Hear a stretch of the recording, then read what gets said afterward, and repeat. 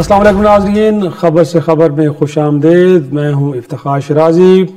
अगर मईशत की ज़बान में बात की जाए तो कहा जा रहा है कि माशी इशारे तो काफ़ी मुस्बत हैं, चीज़ें बेहतरी की तरफ बढ़ रही हैं, लेकिन पाकिस्तान में अभी तक जो सियासी इशारे हैं वो कोई बेहतर होते हुए नज़र नहीं आ रहे।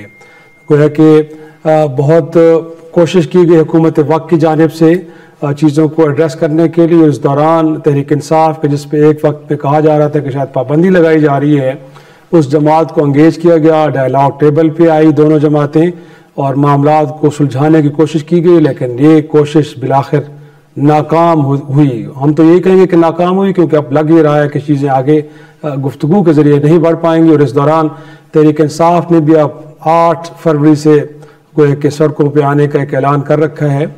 तो क्या होने जा रहा है? और हुकूमत के जो ये कोशिश कर रही है भरपूर कि जो पॉलिटिकल टेम्परेचर है वो नीचे आए ताकि पार्लियामान भी चले, मुल्क भी चले और चीज़ें को बेहतरी की तरफ जाएं। अब अगला लाएमल हुकूमत वक्त का क्या होगा? क्या फिर भी एक हौसला दिखा के तहरीक इंसाफ को इंगेज किया जाएगा, गुफ्तगू के अमल को आगे बढ़ाया जाएगा, या फिर एनफ इज़ एनफ की कहानी करके सारे मामले को ख़त्म करके और सड़कों पर आएंगे? तो फिर वही होगा जिससे पहले हमने देखा, कंटेनर्स, ताकत का इस्तेमाल, और उसके नतीजे में जो कुछ हुआ वो गोया कि किसी से ढका छुपा नहीं है। इस सारी सूरत आप पे गुफ्तगू करेंगे और हमारे साथ मौजूद हैं सेनेटर इरफान सदीकी साहब, सीनियर सियासतदान हैं, पाकिस्तान मुस्लिम लीग नून से ताल्लुक़ है। सर, बहुत शुक्रिया आपका वक्त देने के लिए। आपने ही जब आखिरी प्रेस कॉन्फ्रेंस की थी और आपने गिला किया था कि तहरीक इंसाफ को आने की भी जल्दी थी और जाने की भी जल्दी थी, लेकिन दूसरी जानिब से भी गिला किया जाता है सर कि गोया के डिमांड्स को इतनी गुंजलक नहीं थी, इतनी पेचीदा नहीं थी कि उसको समझने के लिए इतना वक्त चाहिए होता। हुकूमत ने कोई सीरियसनेस दिखाई, संजीदगी नहीं दिखाई, और यही वजह है कि बिलाखिर तहरीक इंसाफ को इस डायलॉग प्रोसेस से बाहर निकलना पड़ा। तो आपको लगता है कि उनका गिला भी दुरुस्त है? बहुत शुक्रिया शिराजी साहब। मेरा ख्याल ये है कि सहाफ़ी कबीला और ख़ास तौर पे आप जैसे जो कोना मश्क और एक्सपीरियंस्ड और वेल वर्स्ड सहाफ़ी हैं, वो सारे इस अमल को देख रहे हैं। आपको ये मालूम है कि उन्होंने 5 दिसंबर को अपनी कमेटी तश्कील दी। वो ज़ाहिर है उससे पहले कुछ होमवर्क किया होगा उन्होंने। फिर वो हमारे स्पीकर साहब के पास गए, स्पीकर साहब से इल्तिजा की कि आप हुकूमत से कहें कि वो कमेटी बनाए। वो वज़ीर आज़म के पास गए, वज़ीर आज़म साहब ने एक कमेटी तश्कील दी और इनका कहना यह था जी कि हमारी 2 डिमांड्स हैं। ये 5 दिसंबर को ये बात इन्होंने कही और 6 हफ्ते बाद आफ्टर फुल 42 डेज इन्होंने 16 जनवरी को आके ये डिमांड हमें पेश की तहरीरी तौर पे। तहरीरी तौर पे। अब वो उन्होंने तो 7 हफ्ते ले लिए, हमें वो टाइम नहीं दे रहे कि वो इतनी गुंजलक डिमांड्स थी। ऐसे नहीं है जो आप फरमा रहे हैं, वो वाकई गुंजलक थी। बज़ाहिर वो 2 डिमांड्स थी, लेकिन एक डिमांड के साथ उन्होंने 8 डिमांड्स नथी की हुई थी और दूसरी डिमांड के साथ उन्होंने 7 डिमांड्स नथी की हुई थी। 15 डिमांड्स बन जाती हैं टोटल। एनी हो, 2 ही सही। वहां एक बहस हुई, गुफ्तगू हुई। उन्होंने कहा जी कि कितना टाइम चाहिए? उन्होंने कहा जी कि हम 1 हफ्ता दे सकते हैं ज्यादा से ज्यादा। हमने कहा जी आपने 6 हफ्ते लिए, हमें क्यों 1 हफ्ता दे रहे हैं? उन्होंने कहा जी बस 1 हफ्ता दे। हमने फिर इल्तिजा की जी कि 1 वर्किंग डेज, 7 वर्किंग डेज दे दें हमें। ठीक है। इस पे बहस हुई, एग्री हो गए, वो भी एग्री हो गए, हम भी एग्री हो गए। ये बात हमने कम्युनिके में, एलामिया में शामिल कर ली। अब उन्होंने वो 7 वर्किंग डेज का इंतजार नहीं किया। उन्होंने उससे 5 या 6 दिन पहले 23 जनवरी को अली गौहर साहब गए, खान साहब से मिले। बाहर आके उन्होंने कहा जी कि खान साहब का हुक्म है कि नो मोर डायलॉग, नो मोर टॉक्स। अब इसमें हमारी गलती कितनी है या उनकी जल्दी कितनी है, ये इसका अंदाजा मैं कोई फतवा नहीं दे रहा, आप खुद लगा लीजिए। बिल्कुल ऐसे, लेकिन अगेन कुछ मुस्लिम लीग नून के ज़ोमा भी, एक तो पाकिस्तान पीपल्स पार्टी, उनका मौक़िफ़ ये था कि हमें ऑन बोर्ड ही लिएगा, जो प्रोसेस चल रहा है हमें तो पता ही कुछ नहीं है, अगरचे उसका हिस्सा ज़रूर थे। फिर राना सनाउल्लाह साहब जैसे लोग या ख्वाजा आसिफ साहब जैसे लोग ये कहें कि तहरीक इंसाफ इस डायलॉग के ज़रिए इस्टेब्लिशमेंट के साथ गुफ्तगू करना चाहती है, या राना साहब ये फरमाएं कि जी वो तो अपने मनपसंद जजेस के एक कमीशन बनाना चाहते हैं। तो इसको लेके लगता नहीं कि माहौल थोड़ा सा ख़राब हुआ है एहतियात करनी चाहिए थी गुफ्तगू में? इस तरह की गुफ्तगू ना होती तो शायद प्रोसेस आके ऑन होता। देखिए, गुफ्तगू शायद ऐसी हमारी तरफ से हुई हो, मैं ये नहीं कहता, लेकिन उससे बढ़ के गुफ्तगू दूसरी तरफ से भी होती रही है। हमने उसको बर्दाश्त किया। शिराही साहब, गुफ्तगू तक मामला नहीं रहा। उन्होंने प्रोसेस शुरू करने के बाद तहरीक नाफरमानी का ऐलान किया और कहा कि बाहर से पैसा ना भेजो।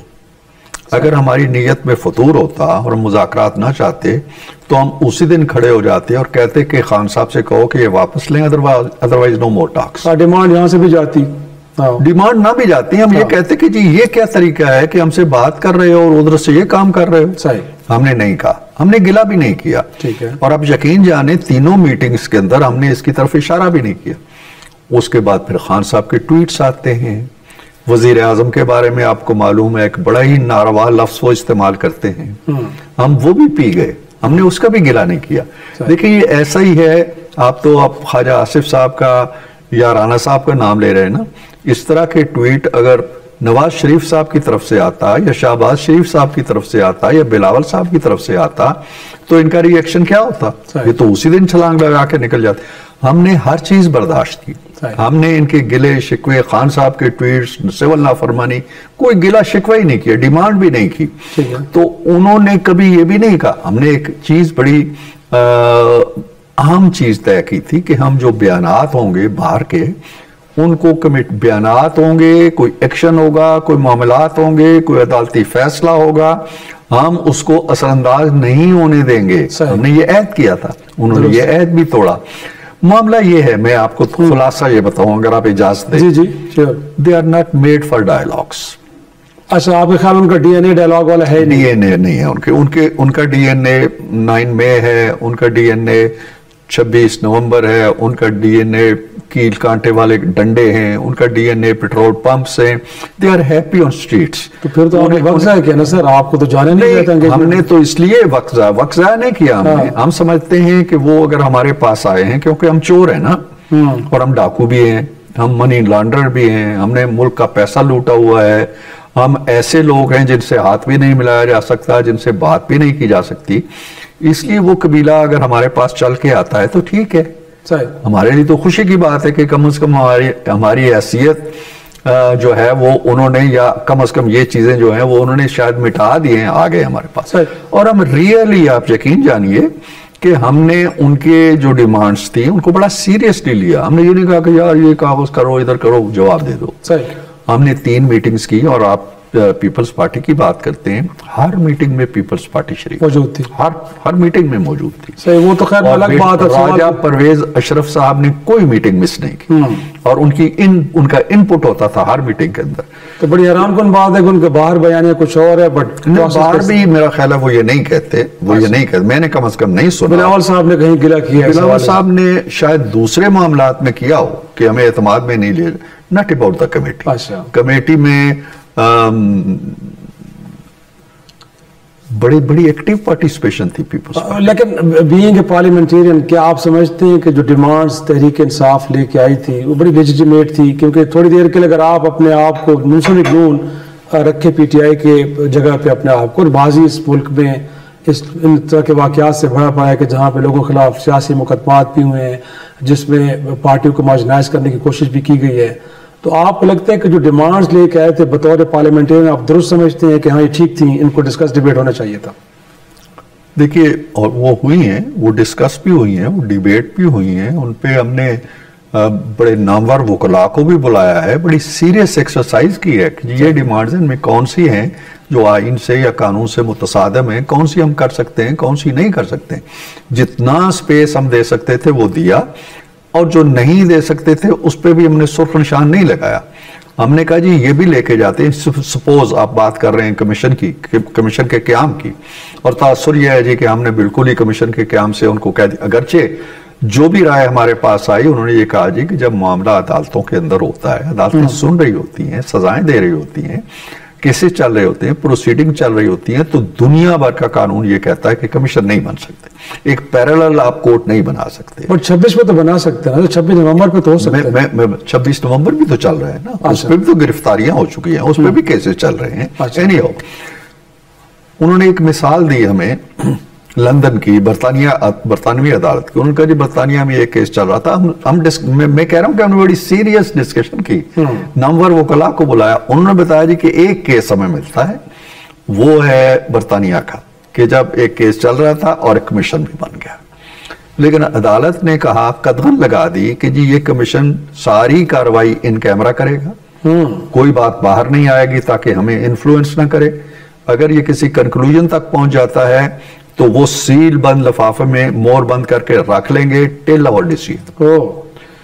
तो एनी हाउ हम इसके बावजूद उनके पास गए कि आप, तो ये ऑप्शन यहाँ पे जेर गौर थी कि ऐसा किया जा सकता है कि कैसे कमीशन बनाए, लेकिन सारी बातें जेर गौर थी ना। हमने, अच्छा। मैं कह रहा हूं ना कि हमने बड़ी इलेबोरेट एक्सरसाइज की। हम बैठते, हम कहते जी ये बात है, आधे घंटे में हम उनके मुतालबात के मुकाबले में अपना नैरेटिव दे देते। वो कहते जी अच्छा ये बात तो आपने मानी नहीं है, ये बात तो यूं हो सकती है। हमने बहुत सा उन्हें स्पेस दे दिया था, लेकिन जो नहीं दिया था उसके बारे में वो कहते जी कि ये वो वकला, हम कहते जी कि कल या परसों आपके वकला भी आ जाएं, हमारे वकला भी आ जाते हैं, हम अंदर बैठ के बात करते हैं, जो बात और हम दे सकते हैं दे देंगे आपको। उन्होंने तो एक ढूंढिया पीट दी जी, मुज़ाकरात खत्म। लेकिन आपके एंड पे तो इंप्रेशन है कि हम बड़े संजीदे थे इन चीजों को लेके चलने में, और मेरे ख्याल में जो इतलात है कि शायद आपने जवाब को ड्राफ्ट भी कर लिया है, तो कम से कम इस इल्जाम से तो आप बरी जिम्मा हो जाएं कि जी हुकूमत नॉन सीरियस है, फिर उसको पब्लिक कर दें सर ना, उसको बता दें लोगों को कि हमने जवाब दिया था। पब्लिक के लिए है नहीं वो, इसलिए कि वो ड्राफ्ट जो था उसको हमने अभी फाइनल शक्ल देनी थी। उनकी बात सुन के हो सकता है उसमें से कुछ चीजें हम निकाल देते कि जी वो कहते जी ये कर ले, हम वो कर लेते, तो वो एक आगे बढ़ने का की एक दस्तावेज थी, ठीक है, और उस दस्तावेज में बड़ी गुंजाइशें थी। और मैं एक बात बता दूं कि they have missed the bus. Yes, वो जितना कुछ थे, बहुत कुछ था, जितना कुछ हम उन्हें दे सकते थे वो कुछ लेने के लिए अगेन उन्हें बड़ी लंबी तगदो करना पड़ेगी। उन्होंने बहुत बड़ी गलती की है और बगैर किसी वजह के की है। और आपके ख्याल में कमीशन आउट ऑफ क्वेश्चन है? क्योंकि ब्रेक आउट ऑफ क्वेश्चन तो मैं नहीं कह रहा शिराई साहब, मैं अभी आपसे कह रहा हूं कि कोई चीज भी आउट ऑफ क्वेश्चन नहीं रखी थी, हमने बहुत स्पेस उन्हें दे दिया था। जो चीजें हमारे ख्याल में आउट ऑफ क्वेश्चन थी या जो वकला कह रहे थे ये नहीं हो सकता, वो भी हम उन पर निशान नहीं लगा रहे थे, वो भी हम कह रहे थे जी कि ये नेगोशिएबल है, आप इस पे बात करें, अपने वकला ले आए, शायद हम मान जाए। हुकूमत अभी भी मुंतजिर है वापस अगर आए तो? अब नहीं है, हुकूमत के पास करने के काम भी हैं। हमारा कोई इतना शदीद रोमांस नहीं है पीटीआई के साथ कि हम सरे शाम उनका इंतजार करते रहें और अगले दिन सुबह भी इंतजार करें। वो ये lot of things to do. जब वो महसूस करें कि ये कर लें, एक बार फिर कोई 9 मई कर लें, एक बार फिर कोई 26 नवंबर कर लें, और एक बार फिर अगर आना चाहेंगे तो हम देखेंगे कि अब उनके साथ क्या करना है। नाज़रीन, एक छोटा सा ब्रेक के बाद गुफ्तगू के सिलसिले को आगे बढ़ाएंगे।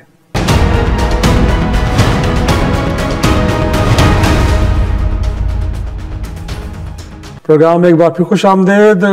सदीकी साहब, इनफैक्ट आप तो कह रहे हैं कि हमने दरवाजे बंद कर दिए, बट प्राइम मिनिस्टर ने तो कहा है कि कमेटी में आ जाएं, वहां पे हम आपके साथ फिर बैठ। नहीं शिराजी साहब, मैंने नहीं कहा कि हमने दरवाजे बंद किए, मैंने कहा कि हम इंतजार नहीं कर रहे उनका, हम उनकी राह नहीं देख रहे, हम उन्हें किसी रोमानवी अंदाज में पुकार नहीं रहे कि लौट आओ।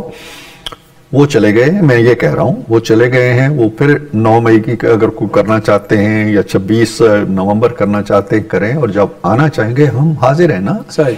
प्राइम मिनिस्टर ने जो कहा है वो यही कहा है कि मुज़ाकरात का अमल ही सियासी जमातों को करीब ला सकता है और कज़िये तय हो सकते हैं। मैं परसों भी मिला हूं, इस सारे अमल में पीएम से मैं मिलता रहा हूं, और उनकी यही राय थी कि इस अमल को जिस हद तक भी आप कामयाब कर सकते हैं करें।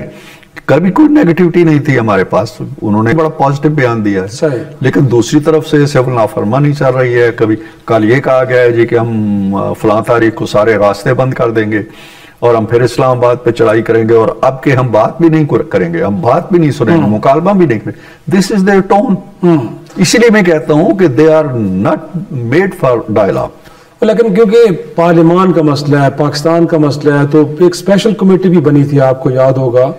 आपको नहीं लगता कि तमाम पॉलिटिकल फोर्सेस को इस सारे मामले में एंगेज किया जाए, इवन के JUFA बाकी भी, बिल्कुल उस फोरम को भी यूज किया जा सकता है? आपके ख्याल में ऐसी कंसिडरेशन में है हुकूमत? असल में तो वही फोरम है। असल में तो सबसे मोतबर फोरम वही है। आप देखिए कि पार्लियामेंटेरियंस आपस में मिलेंगे, जो पीएम की स्टेटमेंट है उसमें भी ये तासुर मौजूद है, और हमारी और पीपल्स पार्टी की जो बाहमी कशमकश रही है उससे आप वाकिफ हैं।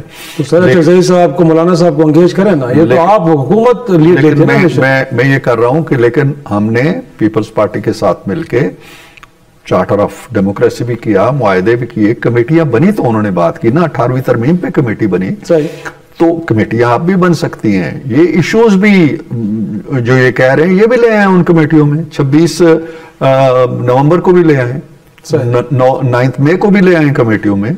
हम तो कमेटियों के लिए पार्लिमानी लेवल पे ये तैयार करने के लिए, ये करने के लिए तैयार है। मौलाना बड़े मोहतरम है हमारे लिए, चकजई साहब हमारे लिए मोहतरम है। कोई पेशकश इस तरह का कोई तस्वर आता है तो हम हाजिर हैं। सही है, लेकिन आज सर आपने पढ़ा, क्योंकि हमारी तो इकोनॉमी भी कोई बेहतर हालत में नहीं है, अगर इंडिकेटर्स कुछ थोड़े बेहतर हो रहे हैं। आज आपने यूरोपीय यूनियन के नुमाइंदे का एक छोटा सा इंटरव्यू भी पढ़ा होगा, शायद टॉन में छपा भी है, कि जीएसपी प्लस भी ह्यूमन राइट से जुड़ा है, और कुछ उनका ख्याल है कि जहाँ से जो फीडबैक जा रहा है उसको इस बात को इस्टेब्लिश कर रहा है कि कोई प्रॉब्लम इस तरह के हैं। तो सर अगर ये रहते हैं इश्यूज बाकी, तो आगे चल के तो हमारे लिए इकोनॉमिक फ्रंट के ऊपर भी बड़ी मुश्किलात पैदा हो सकती हैं। आपको लगता नहीं कि इनको जल्द से जल्द समेटना चाहिए?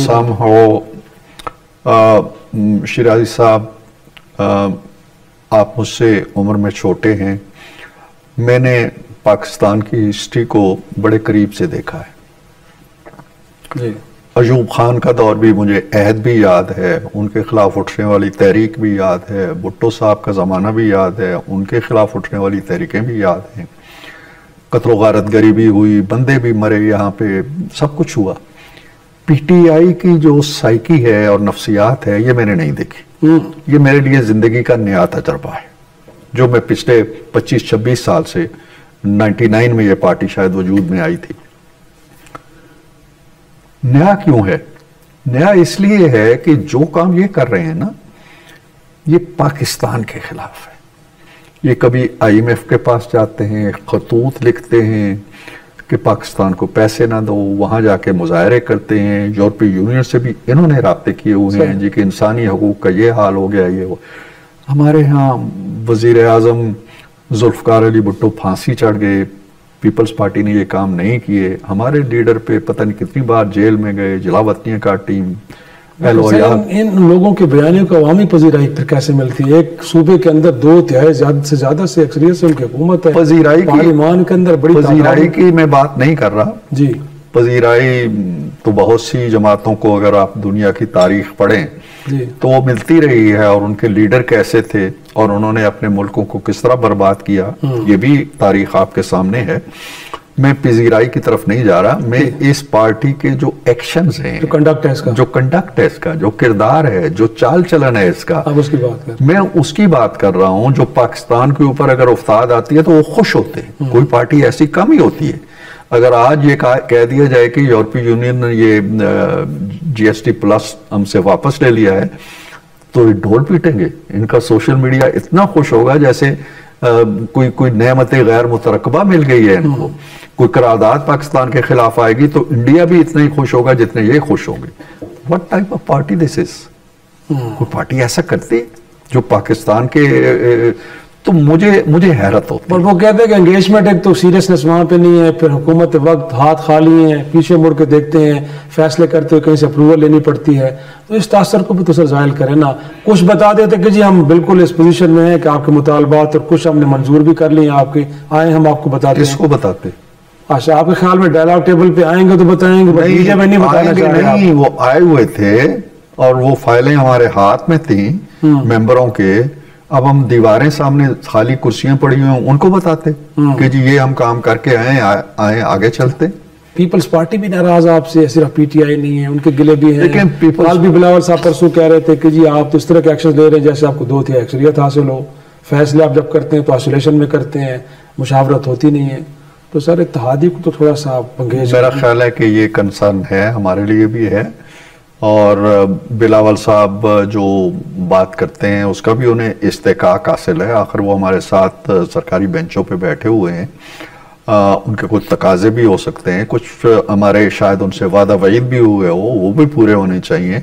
लेकिन एक बात जहन में रखिए कि पीपल्स पार्टी जो है वो एक बड़ा तवील सफर तय कर चुकी है, बड़ी सेक्रीफाइसेस दे चुकी है। वो खेल तमाशे वाली जमात नहीं रही है, वो सड़कों चौराहों डी चौक की जमात नहीं है, वो पार्लिमान की और जमहूरियत की जमात है। वो अपनी किसी जाति या किसी सियासी मामले या रंजिश की वजह से निजाम को दरम बरम बिल्कुल भी नहीं करेगी। वो इस निजाम का सहारा है। ये हुकूमत बनी हुई है अगर, तो पीपल्स पार्टी हमारे साथ है, इसलिए बनी हुई। कोई जमात भी इस काबिल नहीं है। हम निकल जाएं तो पीपल्स पार्टी नहीं बना सकती, पीटीआई इस काबिल नहीं है। तो हमने अगर ये निजाम चलाया हुआ है तो ये पाकिस्तान के हक में है, जमहूरियत के हक में है, सिस्टम के हक में है। आज ये इमारत अगर धड़ाम से गिरती है किसी भी वजह से, तो क्या होगा कोई नहीं जानता। सही है।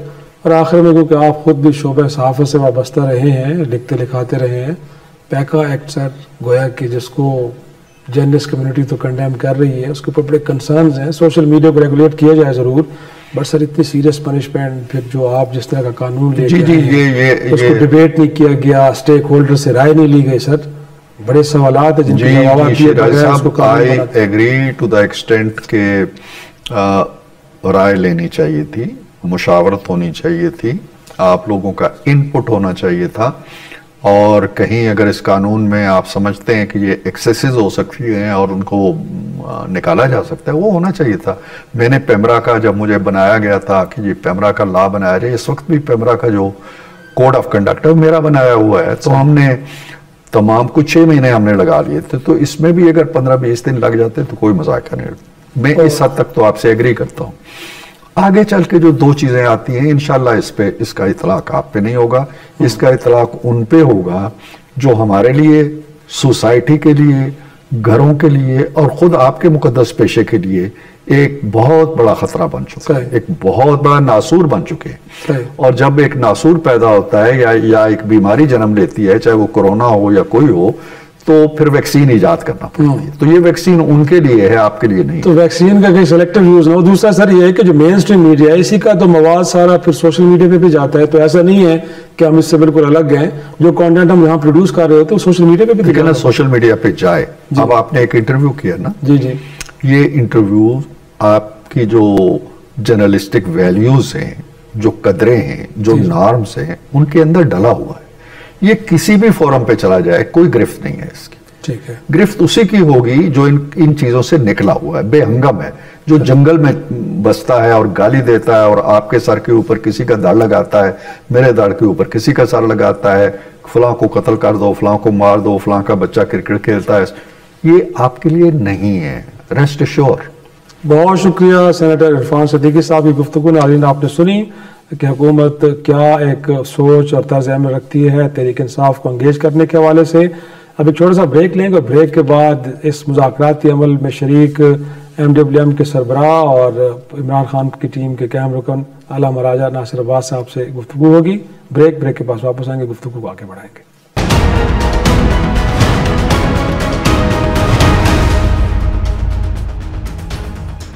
प्रोग्राम में एक बार फिर खुश आमदेद। हमारे साथ फिर मौजूद हैं सेनेटर राजा नासिर अब्बास साहब, आप MWM के सरबराह हैं और साथ में जो तहरीक इंसाफ की मुज़ाकराती कमेटी है उसके भी एक अहम रुकन है। राजा साहब बहुत शुक्रिया वक्त देने के लिए। सबसे पहला सवाल तो मेरा यही, जो ब्रेक से पहले इरफान सिद्दीकी साहब ने भी उठाया, गोया कि आपने खुद ही 31 जनवरी की तारीख रखी थी कि ये डेडलाइन है, इसके बाद अगर कोई आउटकम नहीं आता इन मुज़ाकरात का तो फिर तहरीक इंसाफ इस मुज़ाकराती अमल से बाहर चली जाएगी।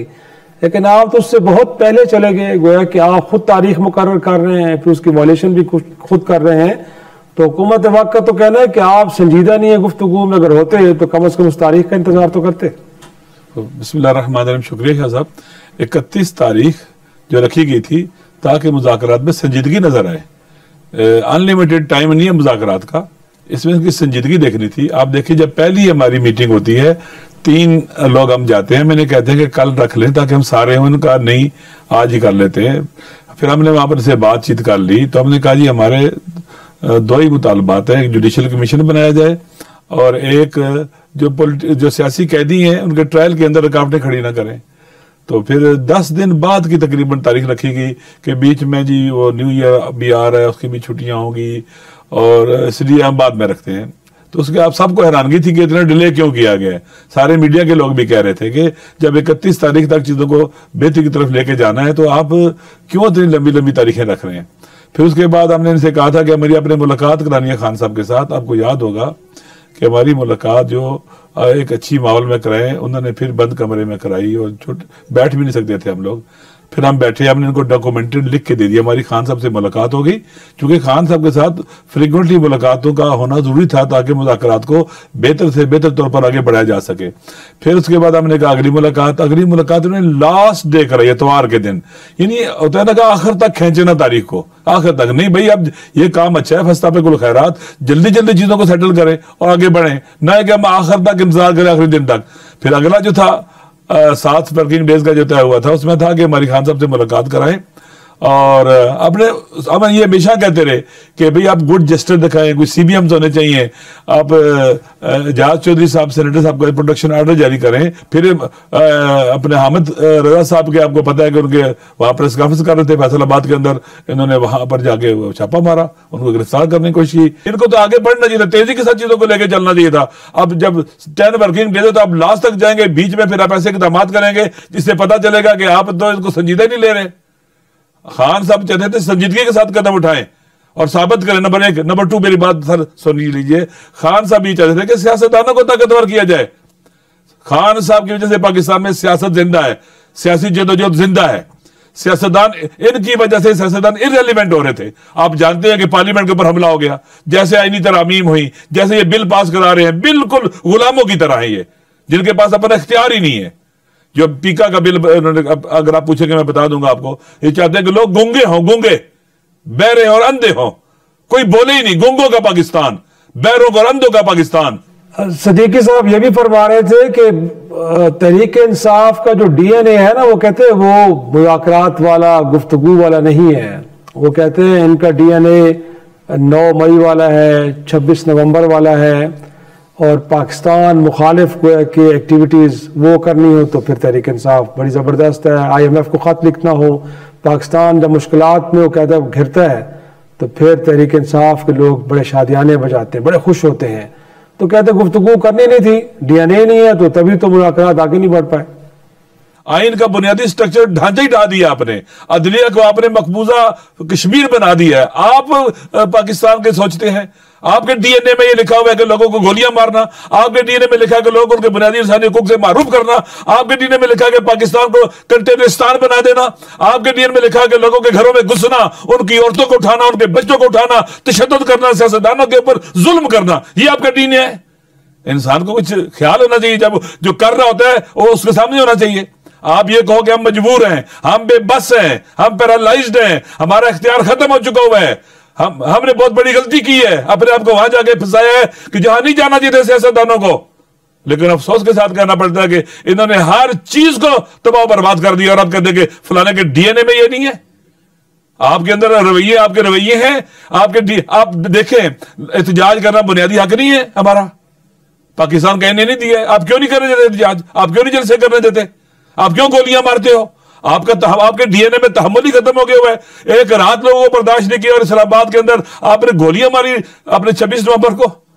तो इनफैक्ट उनका यह भी कहना था कि आपने एक बड़ा अच्छा मौका गवाया है, गोया कि उन्होंने एक इंडिया दिया है, इंडिकेटर्स उनकी तरफ से आए हैं कि बहुत कुछ था जो जवाब हमने तहरीर कर लिया था, तहरीक इंसाफ को उसके बदले में बहुत कुछ मिल सकता था और एक बेहतर आ निकल सकती थी और हुकूमत गोया के एक पॉजिटिव डायरेक्शन में आगे बढ़ रही थी। खुद इंपावर हो जाती है, ये ताकतवर हो जाते इन मुज़ाकरात के नतीजे में। अगर इनको एहसास होता तो ये समझ रहे कि हमने पीटीआई को रिलीफ देना है, खान को रिलीफ देना है, जो कहता है कि जेल मेरे लिए नेमत है, मैं 5000 दिन भी यहां रहूंगा, मेरी रिहाई की बात ना करो, किसी से बात ना करो मेरी रिहाई की।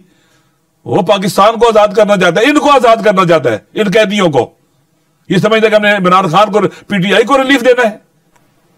देखिए राय साहब, इनफैक्ट अगर हुकूमत अगर संजीदा ना होती, अगर उनका नीयत ना होती आपको एंगेज करने की, तो प्राइम मिनिस्टर का आपने देखा है, कहा जा रहा है कि दोबारा आप लौटें, पार्लिमानी कमेटी में आए और वहां बैठ के मामला को डिस्कस भी, डिबेट भी करें। और इरफान सदीकी साहब ये फरमा रहे थे कि वो 9 मई हो, वो 26 नवंबर हो, वो इलेक्शन के नतायज हो, जो कुछ भी हो, आप आए और कमेटीज के अंदर डिस्कस करें। तो सर वो फोरम तो मौजूद है ना, वहां चले जाएं, उन कमेटीज में बैठे।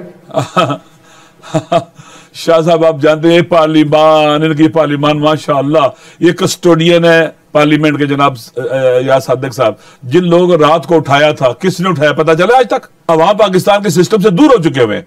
इमरान खान कोशिश कर रहे हैं कि अवाम को मायूस होने दिया जाए, ना उम्मीद होने ना दिया जाए, सियासत को जिंदा रखा जाए, सियासतदानों को जिंदा रखा जाए। और ये जो जेलों में सियासी कैदी है ना, ये सियासी जिंदगी का असासा होते हैं।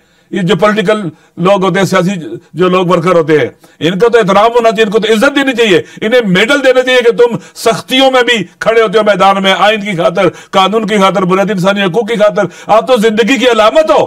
लेकिन ये तो उनके ऊपर उनके ट्रायल ही नहीं होने दे रहे। आप जानते हैं कि ये कैसे ट्रायल हो रहे हैं, कैसे किस तरह के जजेस को ये लगा रहे हैं।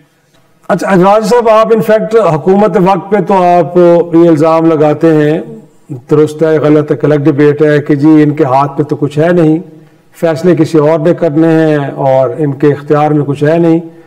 लेकिन आपके बारे में ये कहा जा रहा है कि वहां पे भी फैसले इमरान खान साहब करते हैं, मुज़ाकरात कब शुरू करने हैं, कब खत्म करने हैं, ये फैसला उनका अपना होता है। तो मैं ये जानना चाह रहा हूँ कि आप जाके मिलते भी हैं, क्या आपका भी इनपुट लिया जाता है, बाकी लोगों का भी लिया जाता है मुशावरत से, या फिर खान साहब वन मैन आर्मी गोए के खुद फैसले करते हैं और आपको बता दिया जाता है कि इसके ऊपर आपने बस अमल दरामद करना है, कोई आपके इनपुट को अहमियत नहीं दी जाती? पहली बात यह है कि इमरान खान पार्टी का लीडर है और ये आजाद है, सारे बाहर बैठे बज़ाहिर आजाद है। ये कैदी और गुलाम लोग बज़ाहिर बिलाकर मिलते हैं एक दूसरे के साथ। हमने कहा था हमें फ्रिक्वेंटली इमरान खान के साथ मिलने दो ताकि हमारा इनपुट उन तक पहुंचे। हमें मिलने नहीं देते, मुलाकात ही नहीं कराई इन्होंने। और वो भी इतनी डिलेइंग टैक्टिसेस, ना कुछ लिख सकते हैं, ना आपके पास कागज होता है, ना कुछ होता है। मेरे ख्याल में इनको इस अपॉर्चुनिटी से फायदा उठाना चाहिए था, लेकिन नहीं उठाया इन्होंने। जी नाज़रीन, राय साहब से गुफ्तगू का सिलसिला चल रहा है, लेकिन एक छोटी सी ब्रेक के लिए मुझे कहा जा रहा है, ब्रेक से जब वापस आएंगे तो गुफ्तगू के सिलसिले को यहीं से आगे बढ़ाएंगे।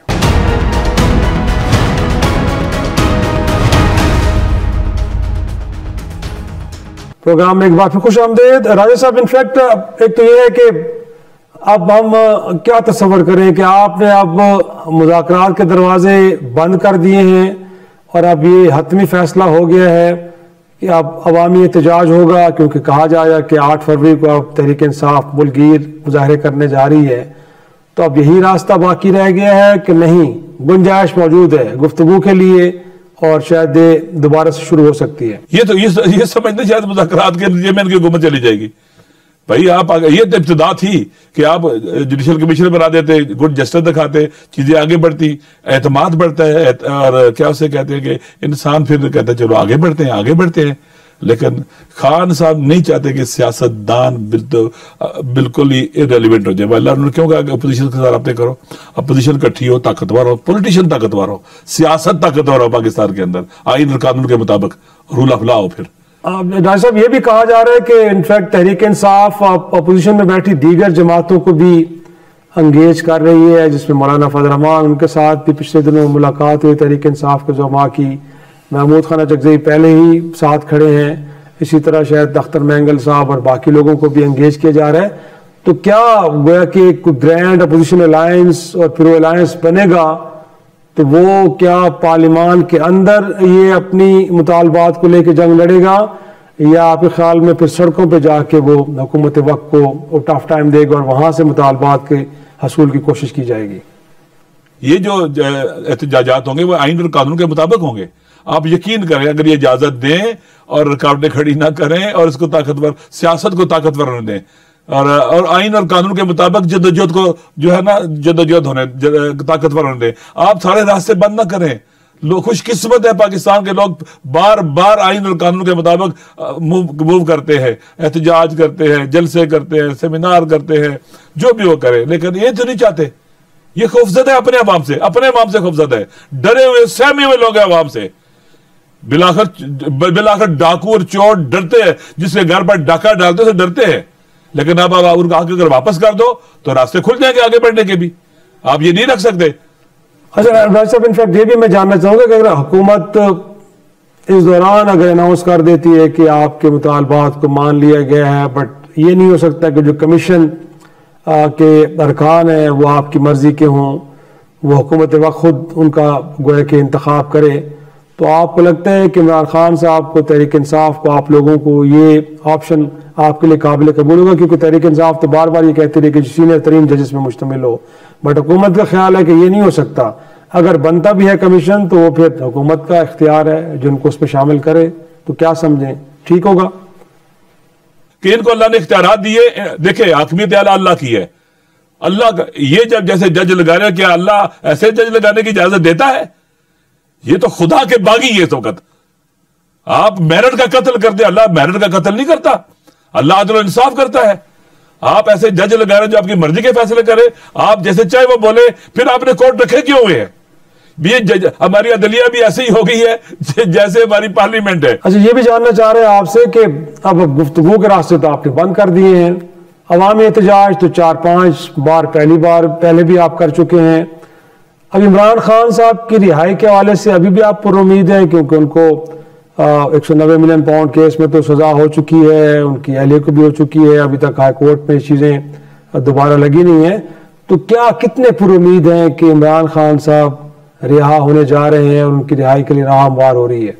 इमरान, मैं पहले कह रहा हूं, इमरान खान खुद कहते हैं मेरी रिहाई की बात ही ना करें, पाकिस्तान की बात करें। आप यकीन करें शाह साहब, मेरे सामने उसने कहा, वो कहता है मैं 5000 दिन मैं यहाँ जेल में, मेरी बात ही ना करें, मैं यहाँ कैदी, मैं ये अल्लाह की नेमत है मेरे लिए। उसने कहा मैं यहाँ कुरान पढ़ता हूँ, पहले तर्जुमे से कुरान पढ़ता हूँ, कई बार पढ़ा, अभी कंपैरेटिवली पढ़ रहा हूँ, किताबें पढ़ता हूँ, मैं यहाँ ठीक हूँ, आप मेरी फिक्र ही ना करें, पाकिस्तान की फिक्र करें। ये है मसला। पता है क्या होता है? ये सोचते हैं कि हम मुज़ाकरात कर रहे हैं इमरान खान की रिहाई के लिए। इमरान खान करे मुज़ाकरात करो पाकिस्तान बचाने के लिए, लेकिन ये संजीदा होने चाहिए, ये पता लगे संजीदा है, ये दिखाएं ये संजीदा है।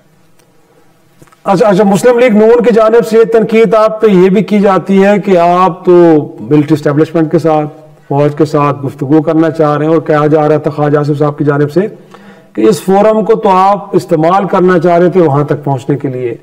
हुकूमत के साथ तो आपने अब ये मुज़ाकराती चैप्टर को क्लोज कर दिया है, बट कोई बैकडोर गुफ्तगू क्या आप चल रही है, या अगर वहां से एंगेजमेंट होती है तो तहरीक इंसाफ, उनकी क़यादत इसको वेलकम करेगी और चाहेगी कि एस्टेब्लिशमेंट के साथ बराह रास्त गुफ्तगू में जाया जाए? देखिए, पहली बात ये हुकूमत में है, एस्टेब्लिशमेंट कानूनी तौर पर भी ऐसे अगर सिस्टम होता है तो उसकी ड्यूटी है कि हुकूमत को सपोर्ट करे, खड़ी हो, मुश्किलात में साथ दे, अपना इनपुट दे हुकूमत को। अपोजिशन भी पाकिस्तान की है, ठीक है। पहली बात यह कि वाकई एक बिदअत है कि पाकिस्तान के अंदर मार्शल लॉ का रास्ता खोला गया, मार्शल लॉ का साथ दिया गया, अदलिया ने भी साथ दिया, और पाकिस्तान के अंदर जमहूरियत को, कानून को और आइन को कत्ल किया गया। इलेक्टेड प्राइम मिनिस्टर को फांसी दी गई, बेनजीर को मारा गया, आज तक पता ही नहीं है किसने मारा है। पाकिस्तान के अंदर कितने कत्ल हैं, कितने लोग मारे गए हैं, कितने लोग मिसिंग हैं, पता ही नहीं है किसने मारा और किसने मिस किया है, कहाँ है। देखें, ये चीजें ऐसी हैं कि मेरे ख्याल में हमें चाहिए कि पाकिस्तान को इन हालात से बाहर निकालना चाहिए। और खान साहब चाहते हैं पाकिस्तान बचाना चाहते हैं, पाकिस्तान में रूल ऑफ लॉ चाहते हैं, आइन की हुक्मरानी चाहते हैं। ये समझना है कि जैसे ये खुद है, जैसे ये अपने बारे में सोचते हैं, ये भी एस्टेब्लिशमेंट के साथ, अगर एस्टेब्लिशमेंट के साथ भी कोई बात होगी तो पाकिस्तान के लिए होनी चाहिए, और पाकिस्तान के अवाम के लिए होनी चाहिए, रूल ऑफ लॉ के लिए होनी चाहिए, आइन की सुप्रीमेसी के लिए होनी चाहिए। सबको बैठ जाना चाहिए, यदि पाकिस्तान को आइन के मुताबिक चलाना है, रूल ऑफ लॉ के मुताबिक चलाना है, अवाम की मर्जी के इलेक्टेड हुक्मरान पाकिस्तान को चलाएंगे आइन के मुताबिक। इस पर आज है आपके बतौर एक इत्तेहादी के तौर पे वहदतुल मुस्लिमीन, क्योंकि इस इत्तेहाद में शामिल है जो पोजीशन का है, तहरीक इंसाफ के साथ खड़ी है, तो आपकी सजेशन क्या होगी? क्योंकि आपको मालूम है कि इससे पहले भी मुजाहरे, एहतजाज, उससे पॉलिटिकल टेम्परेचर बढ़ा और लोगों की जानें भी गई, मईशत को नुकसान पहुंचा। तो वे फॉरवर्ड आप क्या सजेस्ट करते हैं तहरीक इंसाफ की क़यादत के लिए, हुकूमत वक्त के लिए, कि आगे बढ़ना है तो कैसे बढ़ना है? सॉफ्ट पावर है इमरान खान के पास, हार्ड पावर, असला, गोलियां इनके पास हैं। हार्ड पावर से अपने वतन की सॉफ्ट पावर को कोई बंदा शिकस्त नहीं दे सकता, वो हार जाता है। और ये सॉफ्ट पावर नेशनल पावर बन जाती है और मुल्क के बुरानों का बोझ, मुसीबतों और मुश्किलात का, महंगाई का बोझ उठाकर मुल्क को आगे ले जाती है। फिर मेरे सामने जब हम बैठे हुए थे, लास्ट मीटिंग थी हमारी खान साहब के साथ, उसमें उन्होंने कहा था कि मैं क्या से कहते, ये जो सियासत लोग कर रहे नहीं करता, पावर पॉलिटिक्स नहीं करता, मैं पहले कह चुका हूं। उसने कहा मैं पावर पॉलिटिक्स नहीं करता हूं, मैं मेरी बात ही ना करो, फिक्र ही ना, पाकिस्तान का सोचो, पाकिस्तान तबाह हो रहा है, उसको जो एक दगा कहते हैं, जो उसको जो एक फिक्र लाहक है, वो पाकिस्तान की तबाही और बर्बादी की है कि एक तरफ देखे पहले ईस्ट में दुश्मन था, वेस्ट में भी दुश्मन बनाया जा रहा है, पाकिस्तान के अंदर नाम नहीं देख रहे, हमारे जवान मारे जा रहे हैं, हमारे बच्चे मारे जा रहे हैं, हमारी फोर्सेज के जवान मारे जा रहे हैं। पाकिस्तान तो यहां कहां चला गया, आपके यहां से तकरीबन बलूचिस्तान निकला हुआ है, तकरीबन निकला हुआ है। केपी के हालात आपके सामने नामनी के देखिए, पाकिस्तान सबका है, सबकी ड्यूटी है उसको बचाएं, और जो पाकिस्तान बचाना चाहते उसके साथ खड़े। मैं ये कहता हूं सियासतदानों का रोल बहुत अहम है, सियासतदानों को आगे बढ़ना चाहिए, अपने पर सेल्फ कॉन्फिडेंस रखना चाहिए, अपने पर उन्हें खुद एतमादी पैदा होनी चाहिए, और हिम्मत करें पाकिस्तान को आगे निकालें, खान साहब का साथ दें, इमरान खान का साथ दें, पाकिस्तान को इस मुसीबतों से, मुश्किलात से और बहरानों की दलदल से निकालने के लिए। बहुत शुक्रिया अल्लामा राजा नासिर अब्बास साहब, आप गुफ्तगू सुन रहे थे सेनेटर राजा नासिर अब्बास साहब की। वो अभी भी लगता है कि कुछ ना कुछ गिला भी कर रहे हैं, लेकिन साथ में पुरुमीद भी हैं कि गुफ्तगू के जरिए रास्ते निकल सकते हैं। नाज़रीन, आज के शो में इतना ही, इजाज़त दीजिए, खुदा हाफिज़।